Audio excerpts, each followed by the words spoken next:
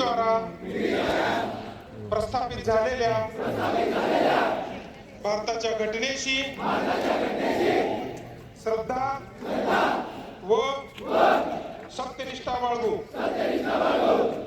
तसेच आम्ही आमच्या पदाची कर्तव्ये निष्ठेने, प्रामाणिकपणे, निपक्षपातीपणे